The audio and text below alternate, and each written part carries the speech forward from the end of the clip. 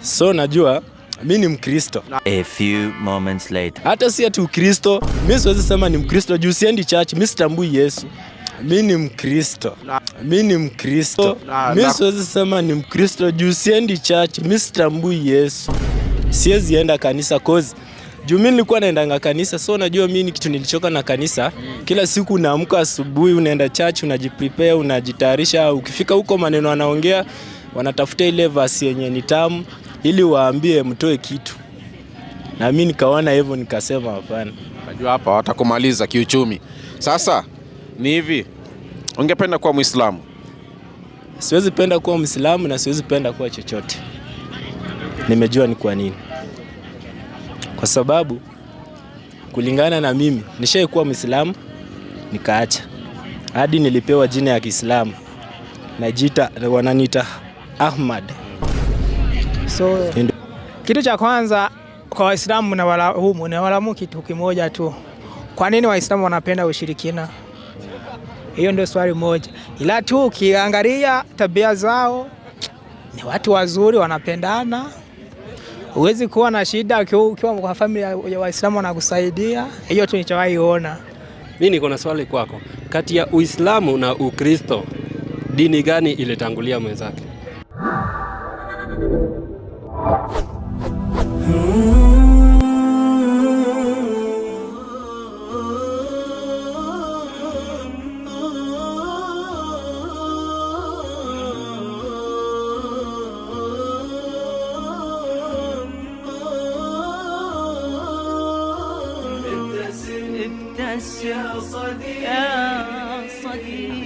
Hebu nisomee Qurani 3:67. Naam. 3:67 Qur'an. 3:67. 3:67. Inasema Bismillahirrahmanirrahim. Ibrahimu hakuwa Myahudi wala Mkristo. Ibrahimu hakuwa nani? Hiyo ni Qur'ani ndivyo inavyosema. Hiyo sio gazeti, ni Qur'ani. Inasema Ibrahimu hakuwa nani?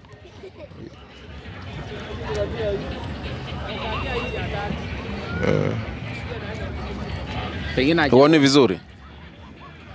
Ndivyo inavyosema. Aje inasemaje? Hali inavyosema hivyo kwamba hakuwa Myahudi wala Mkristo. Mkristo yuko wapi? Ndio hii. Ibrahimu hakuwa nani? Alikuwa ni mtumishi wa Mungu. Hakuwa nani? Acha nitakueleza hivi. Usinieleze, mimi naomba vile imeandikwa.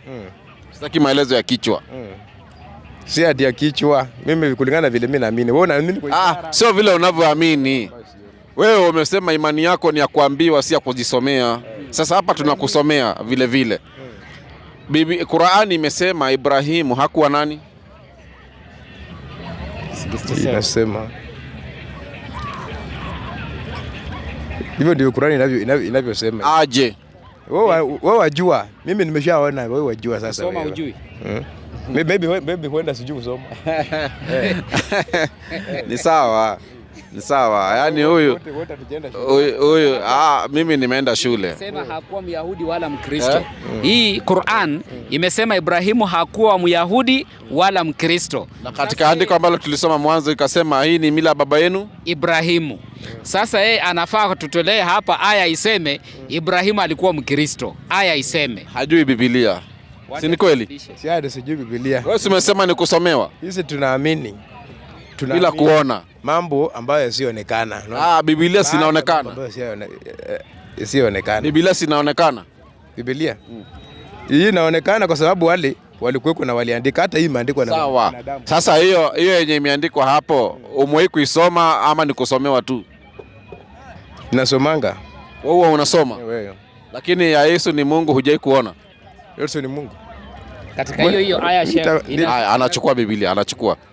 Alhamdulillah ameamua. Sasa anatoa andiko Yesu ndiye Mungu na anafaa kuabudiwa, ndio andiko ambalo anatafuta. Karibu brother, njoo usikilize maandiko inshallah. Na ile ukipata unatubatiza sisi wote. tunavua kanzu zetu tunaenda kanisa. Naam, mpendwa mtazamaji, tunaendelea na dawa mitaani na mambo ni mazuri alhamdulillah. Sasa hivi hata giza likiingia tushapata mataa ambayo tuliomba kwenye kipindi kilichopita. Kama unavyoona hapo mataa yapo, na akidai kuna giza kwamba haoni, tunawasha taa. Alikuwa Mungu. Unasemaje? Huyo mwanzo alikuwa. Subiri kidogo. Unasemaje? Na kusomea Yohana 1 yenyewe. Nasema kwamba hapo mwanzo kulikuwako neno. Naye neno alikuwako kwa Mungu. Naye neno alikuwa Mungu. Naona yeye. Naona. Neno. Na nimesema Yesu hapo. Nalo lisoma hili, unaona? Nimesema Yesu. Hili ndio neno nalo lisoma hilo. Unauliza hapa imesema Yesu. Zawadi. Naona. Sasa hili neno ndio Mungu. Ngoja. Njoo ulize brother. Karibu. Kuja tu. Njoo ulize. Njoo nisalimie hata kwanza. Ukisikiliza huyu anasemaje. Njoo usalimie. Na ukitaka kusilimu pia tunaukaribisha kwenye dini yetu. Amani ya Mwenyezi Mungu pamoja nawe. Sahihi. Nilikuwa nauliza swali. Unaitwa nani brother? Mimi naitwa Emmanuel, amu kipendo naweza niita DC Classic aka #ni today. Hiyo ndio jina langu kamili. Sasa mimi nilikuwa nauliza wakati tulijipata hapa sisi sote tukiwa hapa duniani, hii neno la Mungu vile lilikuja, mimi nauliza ni mtu aliandika ama ni Mungu mwenyewe aliandika na akaambia watu hii ni neno kutoka kwangu, mimi ndo nimeandika mimi mwenyewe na nimelileta ili msome mfuate njia zangu. Juu mimi kulingana na mimi siyuko sure kama Mungu ashaikuja akaonekana kwa macho za kawaida za binadamu. Sasa ni hilo tu, asijui. Sasa maneno tunayosoma kwenye karatasi yameandikwa na wanadamu. Na wanadamu waliandika yale ambayo Mwenyezi Mungu alikuwa amewafunulia manabii. Qur'ani ni ufunuo kutoka kwa Mwenyezi Mungu kwenda kwa Mtume Muhammad sallallahu alaihi wasallam. Hakuletewa kitabu kama karatasi vile. Ameletewa ufunuo, maneno kutoka kwa Mwenyezi Mungu kupitia malaika Jibril. Sasa baadaye watu wakayaandika. Umeelewa? Kama ni watu waliandika, Mungu ndio alikuja ndani yao akaandika ama? Narudia tena. Maneno haya, unaona hii Qur'ani? Maneno haya yaliyomo humu ndani. Unaona haya maneno? Na pia yanapatikana hata ndani ya simu yako kwenye software, unaweza ka-download ukayapata. Maneno hayo yalishukishwa ama yaliteremshwa kwa mtume ajulikanaye kama Muhammad, rehema na amani ziwe juu yake. Lakini alipoletewa malaika hakuja na kitabu kama hiki. Alikuja na maneno ambayo yalikuwa hayajaandikwa humu. Umenielewa mpaka hapo? Najaribu kuelewa lakini bado sijakuelewa. Umewahi kwenda shule wewe? Ndio. Kuna somo ama kuna wakati ulikuwa naambiwa uandike imla ama dictation? Mwalimu anaongea maneno alafu wewe unayaandika, sawa? Hapo ndio Maneno ulikuwa unaandika ni yako wewe ama ni mwalimu alikuwa anakuambia? Ni mwalimu alikuwa ananiambia yametoka ndani ya kitabu. Asante sana. Sasa mtu mwingine akija kuuliza maneno hayo umeyatoa wapi, utamwambiaje?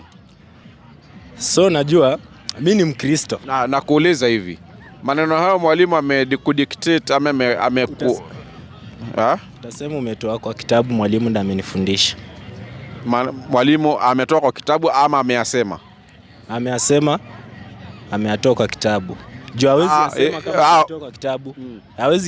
Hawezi andika kama hajatoa kwa kitabu. Juu pia yeye aliandika na alienda akasoma ndiye akakuja pia akakufundisha. Ndio. Kwa hivyo wewe kile unachokiandika utasema ni mwalimu ndiye ameniambia. Si yote. Kwa hivyo unaandika vitu vyako. Kuna zingine ni zangu na kuna zingine ni za mwalimu. Kwa hivyo mwalimu akikwambia uandike kwamba uwanja huu unajulikana kama Jacaranda, wewe ukaenda ukaongeza uwanja huu unaitwa Uhuru Park, utakuwa umeandika sahihi au makosa? Hapo utakuwa umeandika makosa, lakini useke lakini lakini ukiandika uwanja huu unaitwa Jacaranda, mtu mwingine aje kuulize maneno hayo umeyatoa wapi, utasema umeyatoa wapi? Nimeandika. Umeyatoa wapi? Nimeambiwa na mwalimu. Kwa hivyo ni maneno ya nani? Ni maneno ya mwalimu. Asante. Sasa hii Qur'ani ni maneno ambayo yameletwa kwa Mtume Muhammad, akasemeshwa, akatiwa katika kinywa chake maneno haya. Kwa hivyo hakusema yeye kulingana na matamanio ya nafsi yake. Qur'ani 53:3, hebu msomee. Njoo kumsomee. Qur'an 53:3. 53:3. 53:3 Qur'an inasema Na unajua kujisomea wewe? Ndio, acha nisomewe tu nione, nisikie. Ndio hata pia mimi niko na 54. Biblia hapa. 53:3. Bismillahirrahmanirrahim. Wala hasemi kwa matamanio ya nafsi yake. Hayakuwa haya anayoyasema ila ni wahai, yani ufunuo uliofunuliwa kwake. Yaani Mtume Muhammad, anza hapo juu kidogo, anza moja. Bismillahirrahmanirrahim.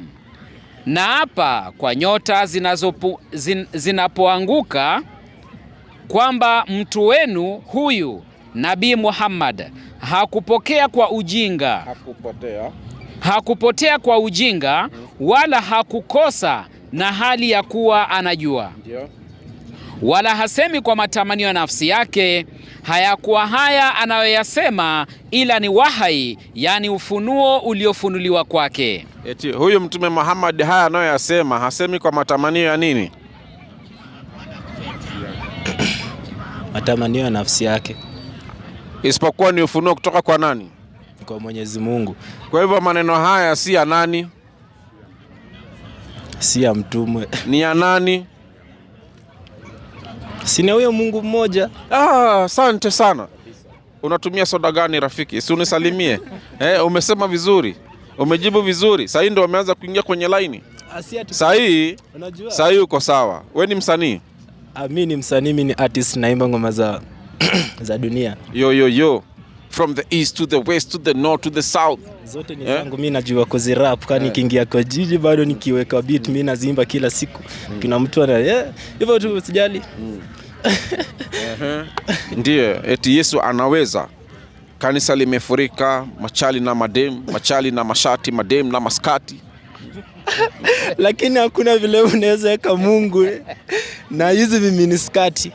Juu Mungu ni yeye ni wa pekee. Lakini si kanisani mnaambiwa Mungu hatazami mwili, hatazami mavazi, anatazama roho yako. Si ndio hivyo? Mimi siendangi kanisa. Heri tu niseme ukweli. Hata usiende. Siwezi enda kanisa cause juu mimi nilikuwa naendanga kanisa, so unajua mimi kitu nilichoka na kanisa. Kila siku unaamka asubuhi, unaenda church, unajiprepare, unajitayarisha, ukifika huko maneno wanaongea, wanatafuta ile verse yenye ni tamu ili waambie mtoe kitu. Na mimi nikaona hivyo, nikasema hapana. Unajua hapa watakumaliza kiuchumi. Sasa ni hivi, ungependa kuwa Muislamu? Siwezi penda kuwa Muislamu na siwezi penda kuwa chochote. Nimejua ni kwa nini. Kwa sababu kulingana na mimi nishaikuwa Muislamu nikaacha. Hadi nilipewa jina ya Kiislamu. Najiita, wananiita Ahmad. Ndio jina langu nilipewa la Kiislamu. Nani akakopa jina tukufu hivyo alafu unaanza kulichezea? Mwalimu Salim. Yeah. Wapi huko? Kwa Hamadia.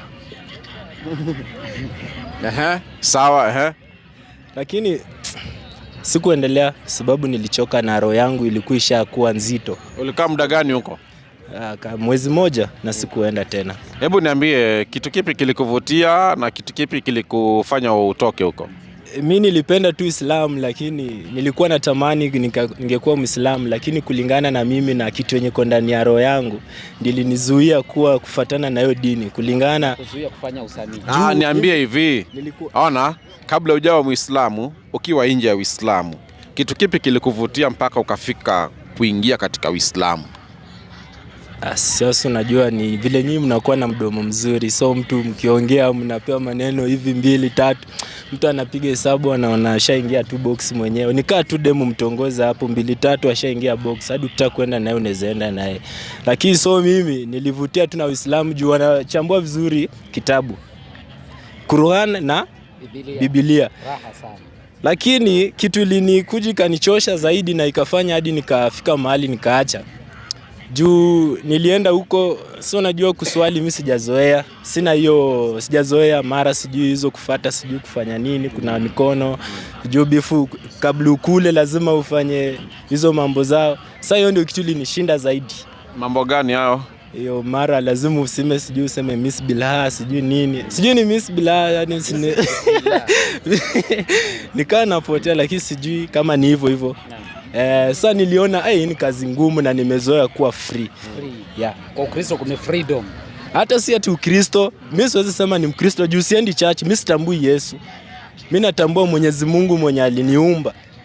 Nikajipata nipo hapa duniani. Ulimjuaje huyo Mungu? Sasa huyo Mungu nilimjua kulingana na roho yangu vile inasema. Si ati nilimjua kupitia kwa mtu ama nilienda kanisani, nilizaliwa nikakuta hicho kitu kipo. Ikabidi pia mimi nimefuata, lakini hiyo mambo ya kwenda church ndio nikakataa.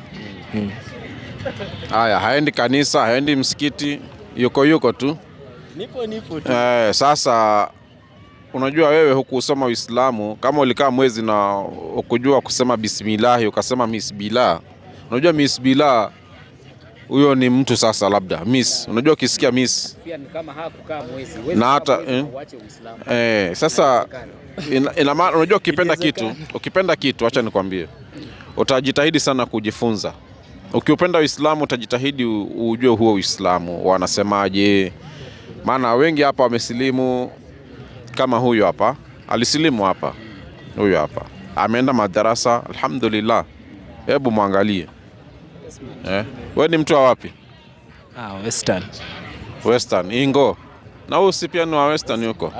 Na wewe ni wa Western. Na Western dini iko tu. Unajua Uislamu dini nzuri. Lakini kama hujataka kusoma Uislamu utauona mgumu pia. Lakini ukiuelewa Uislamu utaona dini nyepesi. Maana Mwenyezi Mungu hatutaki mambo mazito katika dini. Anatutakia mambo mepesi. Na ikiwa unampenda Mwenyezi Mungu unaambiwa ufuate manabii. Anasema kwa zama hizi ikiwa unampenda Mwenyezi Mungu fuata Mtume Muhammad sallallahu alaihi wasallam. Qur'an inatuambia hivyo. Na ukimfuata mtume Mwenyezi Mungu atakupenda kisha atakusamea madhambi yako. Lakini sasa wewe unasema hutaki Ukristo, hutaki Uislamu, upo unafanya usanii. Wewe usanii wako unaimba nini? Mimi naimba nyimbo za mapenzi za dunia. Una mke? Ndio, nina bibi na mtoto mmoja. Unamwimbia huyo ama unaimbia wanawake wengine? Siimbii wanawake wengine wala najiimbia kimimi juu ndio nijikimu kimaisha. Hiyo ni muziki kama biashara. Ni biashara. Ni biashara yangu. Kama vile pasta na kuitisha kitu biashara. Hivyo tu. Ni hivyo. Ndio. Sasa shida gani pasta kiitisha kitu kama biashara yake na wewe unaitisha huku? Hapana. Juu pia yako na uwezo wake wa kuitisha hiyo kibiashara yake. Na pia mimi niko na uwezo wangu. So hatuwezi elewana. Juu hata mimi nikifungua paduka au fungua paduka, si kuna vile tutakuwa tunakosana. Kukosana vipi? Juu obvious lazima mkosane. Lazima tuka kitu katokee. Hata kama mnapendana aje, lazima tuka kitu katokee. Kama mko na husda mtakosana, lakini kama mnapendana mnaombana change. Kama kwako bidhaa imeisha unakimbilia jirani yako, niko na customer hapa nipatie hii, unaenda unauza. Hapa kwetu Isili hapa huwa naona ndugu zetu wa Somali hapa Isili. Akiona line ya duka yake imejaa watu ni wengi, anawaambia tafadhali yule jirani yangu hana customers, tafadhali songeni mnunue katika duka lake. Na watu wanapendana na ni Waislamu. Sasa unaona hao ni Waislamu na Waislamu wanapendana hivyo, lakini Wakristo hawapendani. Sasa mimi nakuomba kitu kimoja. Bwana umesema ulikuwa unaitwa Ahmad, alafu ukaacha hilo jina ukaitwa nani? Nilo tu, lakini mimi naitwa DC Classic aka # today na mimi ni msanii wa. Kabla hashtag subiri kidogo wewe. DC Classic. Jina Emmanuel ndio. Sasa hilo ndio jina ulilopewa na wazazi, si ndio? Ni jina langu original. Sasa Emmanuel ni vile tu, hata vile ukisema Abdalla mja Mwenyezi Mungu, Emmanuel wasema ni Mungu pamoja nasi. Sasa brother, kuwa Muislamu tu alafu tukupeleke sasa usome dini vizuri, wache mchezo. Najua ningekuwa Muislamu lakini siwezi kuwa Muislamu. Kwa nini? Juu mimi naimba hizi manyimbo na niliambiwa kwa Uislamu lazima ufuate sheria yao, usiimbe nyimbo za kimapenzi. Juu hata naangalia kuna msanii wetu mkubwa kama Diamond Platnumz alikuwa Muislamu, sawa? Alijenga msikiti lakini hakuendelea na msikiti. Kwa nini? Yeye anaimba nyimbo za mapenzi na bado anaenda msikitini. Kwani umesikia sasa yeye ni nani? Sasa sio ni obvious tu, hiyo ni vile amejieka. Umesikia ameacha Uislamu? Uislamu yeye yuko Uislamu. Yeye amesema ni Muislamu na anaswali sala 5. Wapi? Yeye amesema mwenyewe. Amesema mwenyewe. Mbona mimi sijawahi fuatilia nikaona? Sasa wewe enda ufuatilie kama unamfuatilia. Alifanya harusi aliyofanya kwani ilikuwa Kikristo? Sasa alifanya harusi ya Kiislamu tena juzi tu. Wapi? Sasa wewe kijana mdogo, inshallah jitahidi urudi kwenye dini na ujifunze dini. Naona hapa tuko na wageni wengine, naomba tusalimiane. Karibieni tu hapa tusalimiane inshallah. Njoo tu, hata nianze na wewe. Usiende mbali, Emmanuel. Naam, karibu sana brother. Amani ya Mungu ya pamoja nawe. Asante. Unaitwa nani? Mimi naitwa John. John, Mkristo, Muislamu ama mkosa dini? Sio kusema eti ni mkosa dini. So unajua changamoto za maisha, unaweza kuwa unaenda kusali. So ukaenda ukabacha pole ukajistuka umeshaviacha. Sio kusema ati mimi ni mpagani, hamna. Kwa sababu mimi naamini Mungu. Sasa unaweza kusemaje wewe ni mpagani lakini wakati umeamini Mungu? Wewe unamwamini Mungu? Namwamini tu. Kwa hivyo sio Mkristo? So nijawahi kwenda kusali kwa Wakristo. Ila tu kwa hizi siku nakuwa busy tu na maisha. Na kwa Waislamu mwe kusali? Sijawahi. Ila tu ungependa? So naangalia tu hivyo tu wako wanapita. Mimi siwezi kujua eti vitu vyao viko hivi. Ila tu nijawahi kuishi na Muislamu. Uko na swali ungependa kuuliza kuhusu Uislamu, labda tukikujibu utaamua kuwa Muislamu? So tabia za Waislamu mara moja mimi nazipenda. Ila tu kuna kitu kimoja kinitishia moyo, kinasababisha nende niwe naogopa pole. So kitu cha kwanza kwa Waislamu na walamu kitu kimoja tu. Kwa nini Waislamu wanapenda ushirikina? Hiyo ndio swali moja. Ila tu ukiangalia tabia zao ni watu wazuri, wanapendana. Huwezi kuwa na shida ukiwa kwa familia ya Waislamu wanakusaidia. Hiyo tu nichawahi ona. Na mimi nijawahi kufanyia bosi wa Muislamu, nijawahi kufanyia kazi. Hajanionyesha roho mbaya. Ni watu wazuri. Ila tu kitu kimoja ni washirikina, sijui ni kwa nini. Wanaamini vitu vya ushirikina. Kwa hivyo mimi ni mshirikina ukiniangalia hivi? Sio kusema hivyo, wengi. Wengi. Okay, kwa mfano nini ulichokiona kwenye kwa Waislamu cha ushirikina? Niko na kwambia nijawahi kuishi nao. Siko nasema ni wote, ila tu wengi. Hao uliokaa na wao, nini ulichokiona cha ushirikina? So mara moja kuna mzee mmoja aliniambia hivi, vitu vya ushirikina tunavyoamini sisi Waislamu, kwa sababu huwezi kuwa na shida uache uende kujisaidia. Wewe kwa kujisaidia yeye alikuwa anaongelea ni kwenda kwa waganga. Akasema dini yenu inahusiwa kwenda kwa waganga. Ndio hiyo swali niko nayo na niko nataka kuwauliza kama na wewe unaamini, nataka nijue.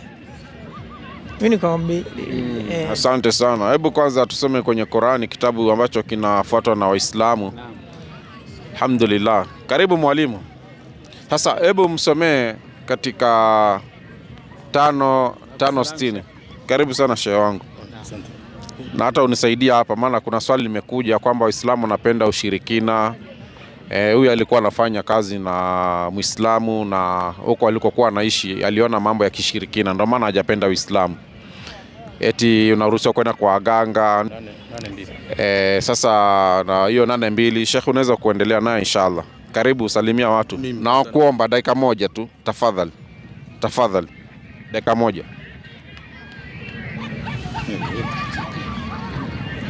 Assalamu alaykum warahmatullahi wabarakatuh. Naam. Iko sawa. Swali unauliza swali gani? Sasa niko nauliza swali moja tu nichanganya tu. Nianza nikamwambia mzee, mimi napenda Waislamu, wana roho nzuri, wanasaidia watu, ila tu kuna kitu kimoja tu kisababisha nianze kuogopa, ila siku nasemea tu ni wote. Sasa kama ni habari za ushirikina, Uislamu hauruhusu mambo ushirikina, na Mwenyezi Mungu ametukataza ndani ya Qur'an. 8:2 mwalimu wangu. 8:2. Suratul Al-Anfal. 8:2. Mkiona mtu yote anasema kwamba yeye ni Muislamu na anafanya mambo ushirikina, huyo si mshirikina, si Muislamu kabisa. Lazima umtilie shaka sana. 8:2 inasema Bismillahirrahmanirrahim. Naam. Hakika. Ndio. Songeshe microphone. Hakika wanaoamini kweli ni wale ambao anapotajwa Mwenyezi Mungu nyoyo zao hujaa hofu na wanaposomewa aya zake huwazidishia imani na wakamtegemea Mola wao tu, basi hawana kuamini mizimu wala pango wala shetani wala makaburi wala mengineyo.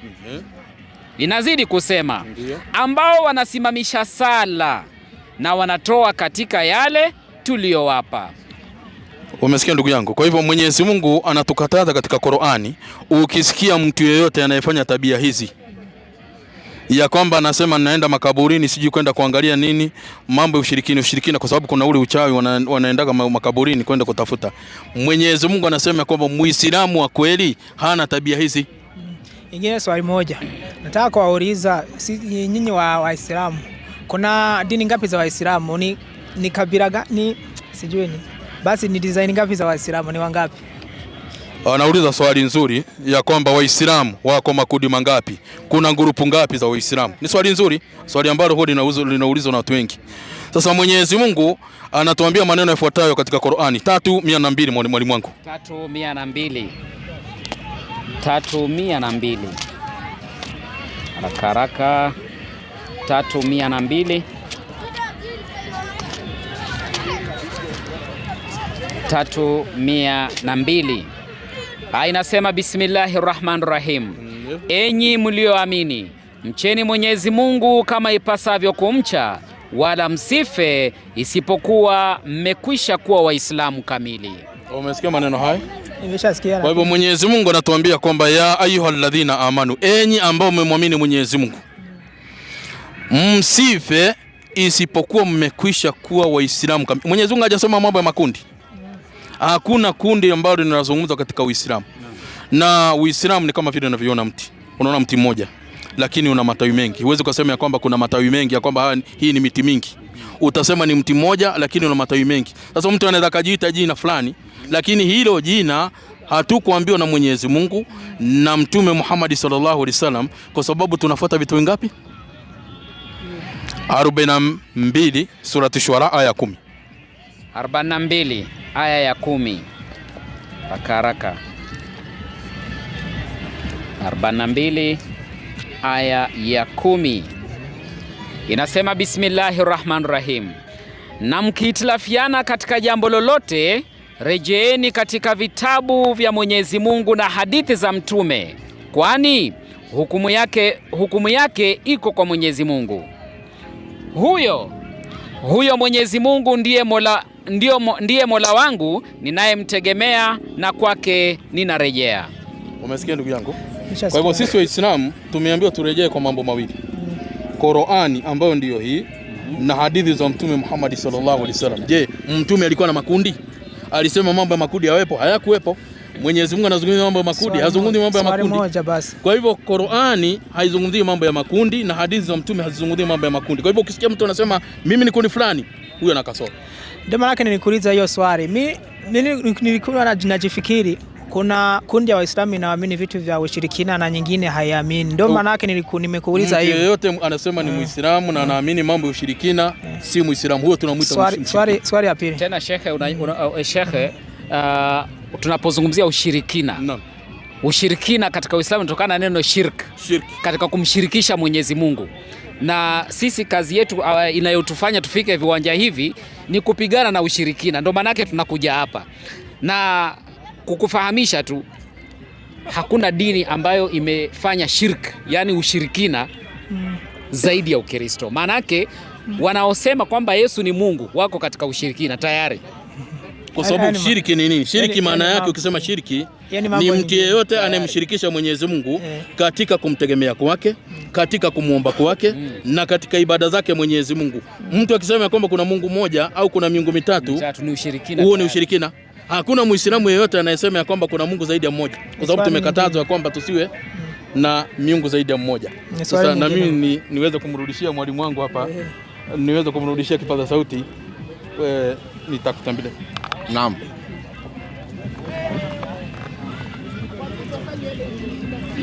Naam, shukran sana. Huo ni mwalimu katika walimu ambao huwa tunasaidiana kwenye mambo ya dawa, na kwa sababu leo kidogo hali si hali, naona tunakaribia kuhitimisha.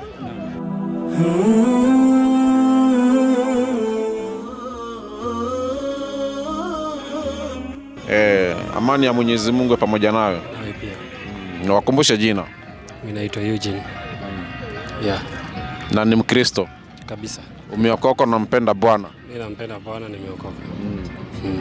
Asa Bwana Eugene, last time tulizungumzia kuhusiana na Yesu, kasema Yesu ni Mungu, na sisi tukakwambia tunaamini Yesu ni mtume. Sijui kama katika mafundisho ambayo tulisemezana kuna lolote unakumbuka ambalo sisi tulikufundisha? Kwa hiyo siku siwezi sema kuna kitu mlinifundisha.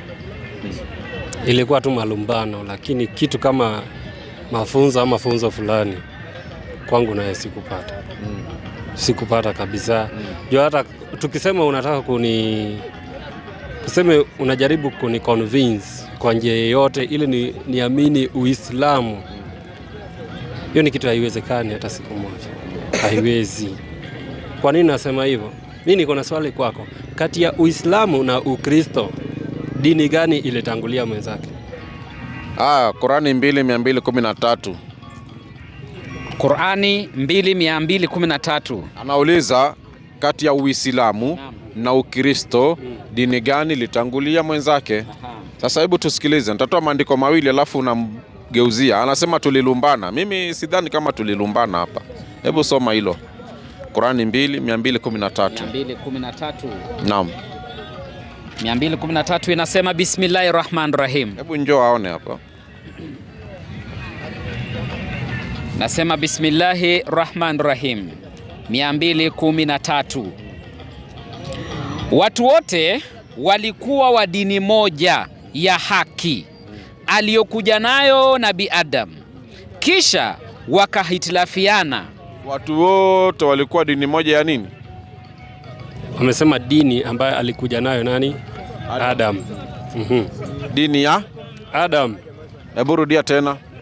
Watu wote walikuwa wa dini moja tena ya haki aliyokuja nayo Nabii Adam. Dini ya? Nasema dini ya haki aliyokuja nayo Adam. Asante sana. Dini hii ya haki ni gani? Ni Ukristo ama ni Uislamu? Siwezi sema ni Uislamu. Haya, Qurani 3:19 inasemaje? Naomba sogea kidogo hivi. Nisongee. Haya, 3:19. 3:19. Inasema Bismillahirrahmanirrahim. Bila shaka dini ya haki mbele ya Mwenyezi Mungu ni Uislamu. Kwa hivyo kwa mujibu wa Qur'ani dini ya haki ni? Hiyo ni Qur'ani, dini ya haki ni Uislamu. Lakini wewe umeuliza swali kati ya Uislamu na Ukristo, sawa? Kati ya Uislamu na Ukristo gani ilikuwa wa kwanza? Sawa. Hapa tumepata dini gani kwanza? Hiyo ya kwanza wamesema dini ya haki, alafu wakaweka nini aliyokuja nayo Adam. Na tukiangalia katika historia, dini ya Uislamu ilikuja in the 7th century. Sikuulizi historia, naongea kuhusu Qurani. Historia. Hata hii Qurani iliandika wakati Uislamu ilikuwa unaanza. Unasikia? Lakini ilikuja katika karne ya 7. Qurani imesemaje? Ukristo naye ulianzika katika karne ya kwanza baada ya Wakristo kukufa. Tunaomba hiyo Biblia. Tunaomba hiyo Biblia. Na mkutano uwe mmoja. Mkutano uwe mmoja. Nakwambia eti Ukristo ulianza hivi. Lakini katika historia tunajua tu vizuri. Swali, ngoja. Ilikuja in the 7th century, alafu it is a religion that is based on Abrahamic. Tunaongea Abraham. Unaangalia, it is an Abrahamic religion which they also believe in monotheism, to mean one God. Sindio? But why do you have to come up and ignore somebody like Jesus? Then you come and say, you call him Isa. You call Jesus Isa, the son of Mary. Si mnamuita Isa, lakini amwamini kuwa yeye ni mwana wa Mungu.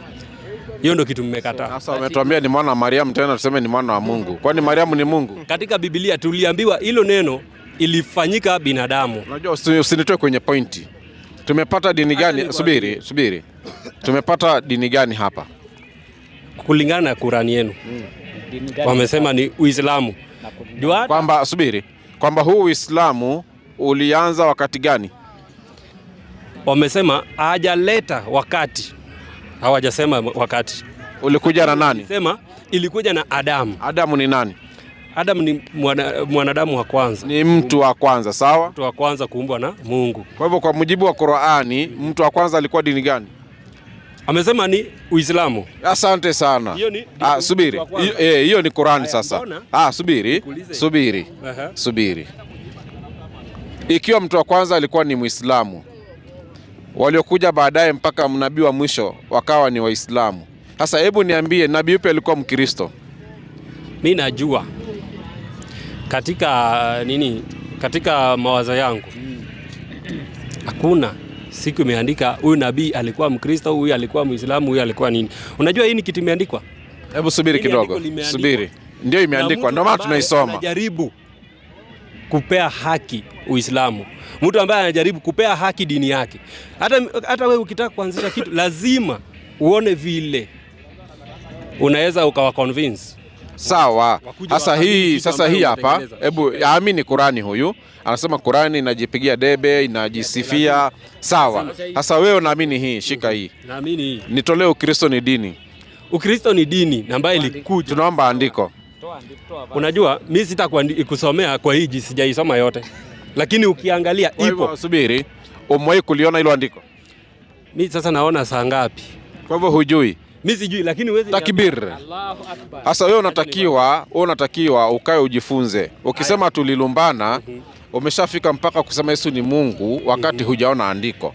Unaanza kusema subiri. Unaanza kusema wewe ulitaka kuniambia kwamba Ukristo ulikuja kabla ya Uislamu wakati hujaona andiko. Wewe ulikuwa hapo in the 1st century. Uliandika historia. Historia imesema vizuri kwamba Uislamu, hata uende utafute what is Islam. Historia gani? Historia si ni historia. Ameandika nani? Historia iliandikwa na watu wa kale. Na kama nani? Hata kama nani? Hiyo umesoma, who is the source? Nani kaandika hayo nando? Hata nikuulize, ukiniuliza who is the source, I was not there when he was writing. Na uniambie. Kwa hivyo usubiri. Sasa wewe unatetea vipi historia na uweze kukunukuu kwamba fulani kaandika amesema katika kitabu chake hivi? Hata wewe ulikuwa wakati hii Qur'an ilikuwa inaandikwa? Sikuwepo, lakini nimeikuta. Nani aliandika Qur'an? Imetoka kwa Mwenyezi Mungu, imeandikwa na masahaba. Subiri, imeandikwa na malaika. Subiri. Kitabu hiki kimetolewa katika kitabu kinaitwa Lauhul Mahfudh, ambacho subiri sinakupa. Haya, ni nani? Niambie. Hebu 80 anza 11 Qur'an. 80:11 inasema Bismillahirrahmanirrahim. Sivyo, hakika Qur'ani hii ni nasaha na mawaidha. Basi kila apendaye atawaidhika, asiyetaka basi muachilie mbali. Mawaidha haya yanatoka katika kurasa zilizoheshimiwa, zilizotukuzwa, zilizotakaswa, zilizomo mikononi mwa malaika waandishi wa Mwenyezi Mungu. Wapi hiyo pale umesoma? Juu umemalizia hapa. Tena unarudi huko. Kwani mnasoma mkienda wapi? Hivi? Arabic inaandikwa hivi. Hii ni Arabic. Hata Hebrew, subiri. Hata sikiza. Wewe confused. Hebu subiri. Hebrew inaandikwaje? Mimi sijaiandika Hebrew, lakini so hujui. Sasa ndio nakwambia hivi. Sasa ndio unafundishwa. ndio unafundishwa. Arabic language unaanza right unaenda left. Hizi za Kilatini unaanza left unaenda right. Ukienda Kichinese subiri. Sio Islam. Hiyo ni confusion. Sio Islam. Sasa huyu kidogo elimu iko na hii ni Chinese. Hebrew inaenda wapi? Haya, acha nikuulize. Hebrew inaenda wapi? Sijaisoma Hebrew. Mimi nilizaliwa. Asante. Haya, sasa ndio maana uko confused kwa sababu wewe ni mtu wa Manchester, utaki kusoma dini. Wewe unashabikia. Subiri. Sasa wewe unashabikia ball, unasahau kusoma dini. Sasa mimi nataka hivi. Mimi najua. Wakati sisi tunaandika kutoka huku. Nyinyi na nani? Nyinyi na nani? Si wa Kristo na watu wengine wenye wako na akili nzuri. Unatoka huku. Hapana, sasa ukienda hivyo hatutawezana. Kwa namna hiyo nilidhani vipi brother, mambo vipi? Njoo kidogo usalimie. Njoo karibia. Mambo poa sana. Unajificha nyuma yangu, njoo huku mbele. Mwanga huko na tunataka kufunga sasa hivi. Wewe unajua Kiebrania kinaanzia wapi kuelekea wapi? Mimi kwa nyingine najua inaanza na left. Unatoka left. Nini hiyo? Kama ni Qur'ani unaanza na left. Unasoma kwa left. Mkono wako wa right uko hapa. Hatuongee kuhusu dini, tunaongea language. Hata Wakristo ambao tuko na wengi tu wa Arabu pia wao wanapoandika Biblia yao inaanza huku inaenda huku, ama anything ambao wanaandika, that language starts from right to left. Kwa hivyo mpendwa mtazamaji, kama mnavyoona hapa tumepata taa, na tunashukuru kila aliyechangia katika kununua mataa haya na vifaa vingine ambavyo tumeweza kununua. Inshallah Mwenyezi Mungu akulipeni hapa duniani, kesho akhera. Usisahau kusubscribe, hawa watu wazidi kupata dose. Usisahau kusubscribe, kucomment hapo, like video hii na uishare na watu wengine. Na wewe pia usisahau kusubscribe, ujifunze, waache mambo jana. Huko niona. Nilisubscribe. Sawa. Asante sana. Na muendelee kusubscribe pia nyinyi. Wabillahi tawfik. Assalamu alaikum wa rahmatullahi wa barakatuh.